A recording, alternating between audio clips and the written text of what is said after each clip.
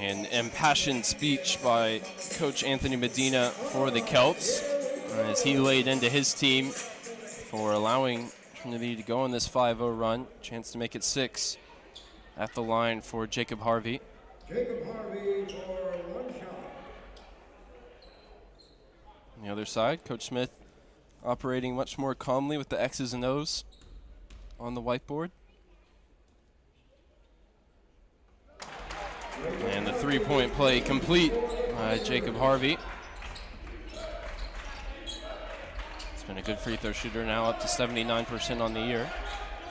And Littman able to tip away the pass from Gims, and he goes up, and the layup won't fall. Jenkins fouled going up for the rebound, and indicating maybe that there was basket interference or goaltending on the play. Thought Littman maybe could have just dumped it off for Jenkins. They had the 2v1. And instead they'll have it from under the basket. But a good steal, though, from Jordan Littman, coming in off the bench, making the impact. And Ryan, I don't think we've ever had a series of more dramatic layups than the past 3 we've had. A.J. Clark, skip pass to the corner for 3. It falls for Jordan Littman, tie game. Great find from A.J. Clark, huge 3-ball for Littman, who saw his layup fall off the rim moments ago and made sure that one went through, nothing but net. Can the Celts respond? They have throughout this game, finding big shots when they need them. Alekwe is on the bench right now, and the pass tipped away. And last touch off the Celts. Well, the referees now come together and reverse the decision. I have to say I thought that was correct in live time.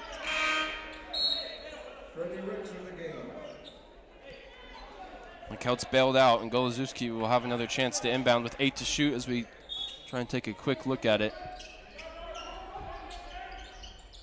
Yeah, it looks like last touch was off Trinity, but they turned it over in any case as Goloszewski took too long. And it looks like his time's going to be up as he's immediately replaced by Andrew Wynn. Medina with no tolerance for that type of mistake. Trinity looking to go 1-for-1 with the subs, and Marquez will be allowed onto the floor, replacing Nickel. I think that short of a leash for a player shows you the intensity of this game, shows you the importance of this game, Brian. Yeah, if you don't think this game means a lot, the entire Tigers bench yelling 5 on that violation, and they got it granted to them. A 9-0 run for the Tigers, and there's a ton of energy in this gym right now. A lot of it thanks to Jordan Littman, who made the crucial game-tying 3 moments ago. Marquez, a great pass to find Clark from the near side. That one won't fall as the crowd was ready to explode. Still a tie game, 46-all. As Wynn fires it over for Gims. Ricks into the mid-range. Jenkins reaching around and able to knock it away from Anderson. Good work from Anderson on the ground. Was able to smuggle it to Adebo for the layup. And the Celts regain the lead. Oh, Marquez called for an offensive foul here.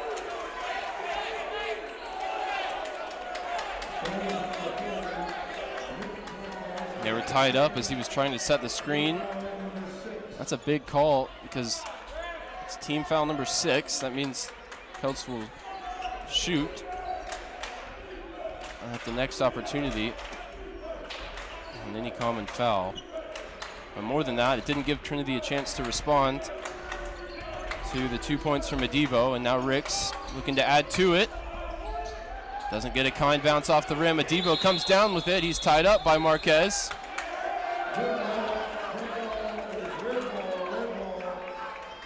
And for a second straight time when it's tied up, it goes with the possession arrow in favor of the Celts.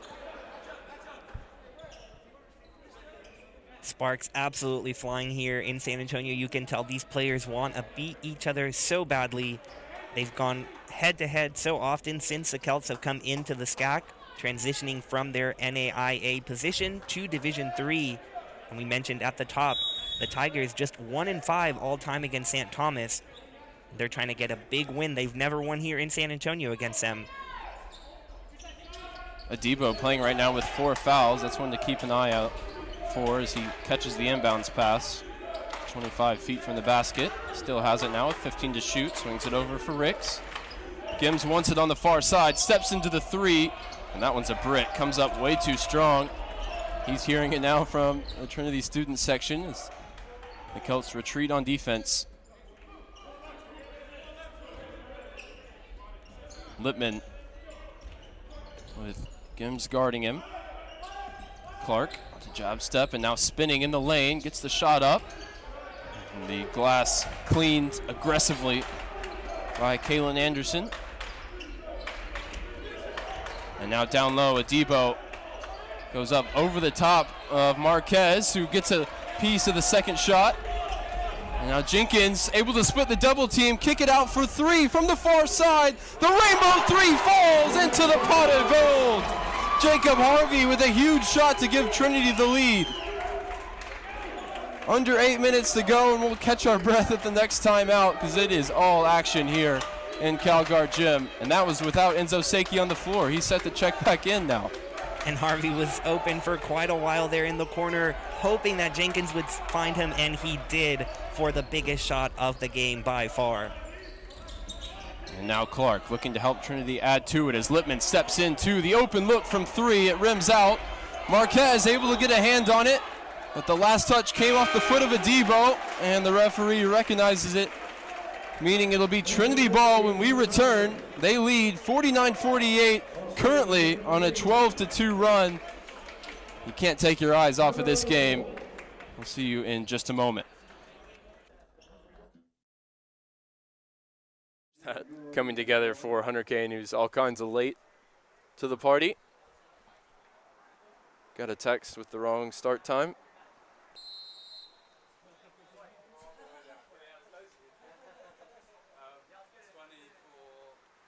See Southwestern and Oxy in the back of your screen warming up.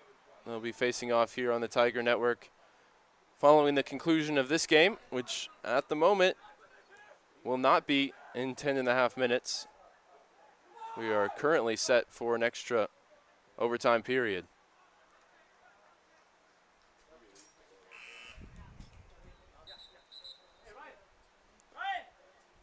Whitwell will re-enter for Trinity.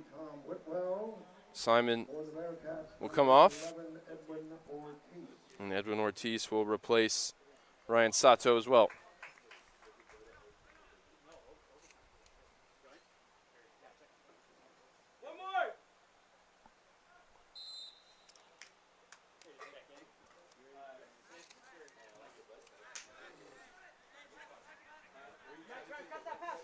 Willamette keeping consistent substitution cycling in and out of the game at the moment. Just looking to keep fresh legs on the pitch. Ortiz beaten to it by Rule.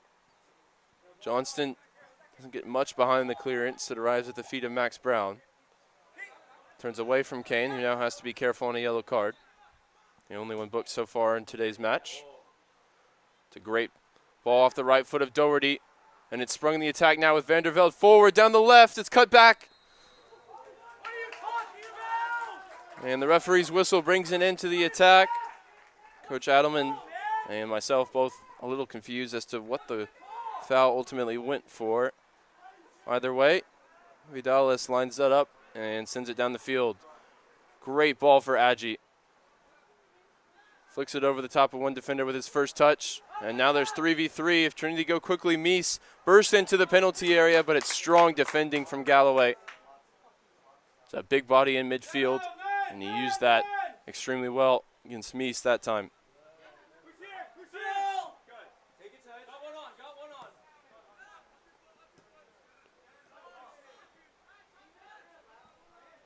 Whitwell putting pressure on Varev, who gets it back now, bringing it into the Trinity half. Down the line for Max Brown. He's isolated with J.C. Rule. J.C. Rule gets a foot on the ball and then finds Burns in some space. That'd be lifted in behind pretty much any other player on the field, but Bernard Hayes, standing at 6'4", was able to rise high enough to prevent it from getting to Michael Meese. And Adji, first touch brings him inside, finds Hunter Kane, top of the box. He scored from this range already for Trinity, and he does it again!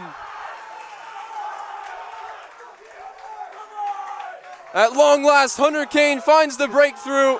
He finds the confidence to shoot from distance, and he finds the top corner. And he's mobbed by his teammates as they come rushing off the bench. At long last, it's taken 23 shots, 9 on target. But finally, Trinity opened the scoring on this Sunday afternoon here in San Antonio.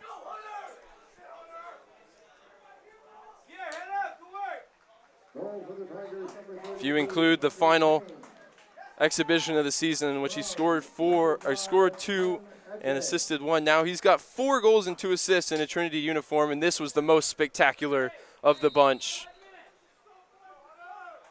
Hunter Kane couldn't contain his excitement when the ball rippled the net.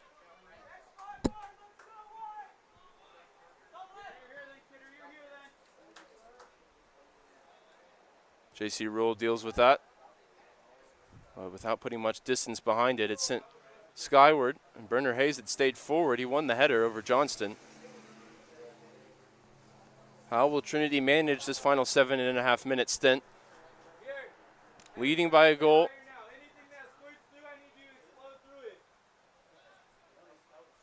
Flicked on by Bernard Hayes at the near post, kept alive by Baronian.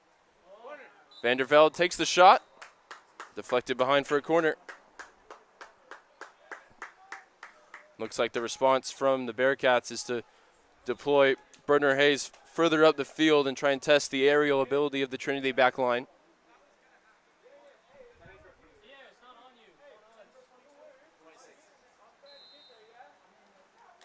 Two hands raised as Ortiz swings in the service. It's met at the near post by Adji.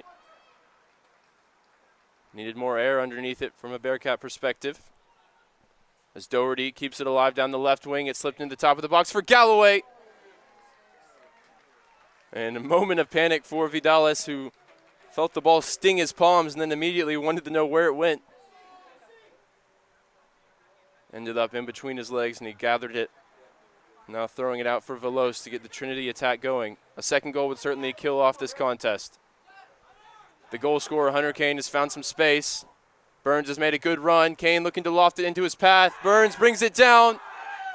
And he wants a penalty for the contact. Referee waves it away.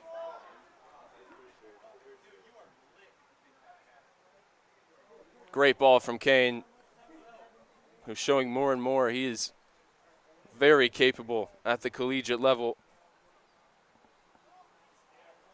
The winger out of Katy, Texas, Cinco Ranch High School, same high school as Brady Johnston in the Houston area. I have written on my notes, unafraid to shoot from distance. And I think we've seen that today as Meese now comes into the attack. He's got Kane to his left. He takes it himself, and that'll seal it. Michael Meese, second goal for Trinity, second goal on the day. And all the hard work for Willamette has been undone in the final 10 minutes here on opening weekend.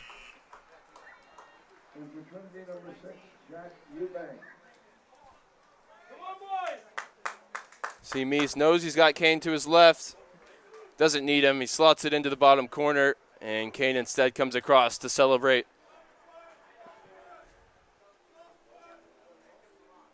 Two goals and an assist now in 2 games for Michael Meese, who's making the impact that Coach McGinley and Coach Carty hoped he would. As Gunnlaugson replaces Jacob Gallant, and Jack Eubank replaces Jesus Velos at the opposite fullback position. 5.5 minutes to go. Trinity now in front 2-0. They labored and labored all second half to find the back of the net, and eventually it came. First through Kane, the insurance goal from Michael Meese. Ryan Figert here with the STAA champion, University of St. Thomas Celts. I'll start with tournament MVP Christian Alekwe. First of all, Christian, congrats on the win, congrats on the award. You guys were on fire in the first half. You led by 16 at the break. What did you guys do to come out so locked in there in the first 20?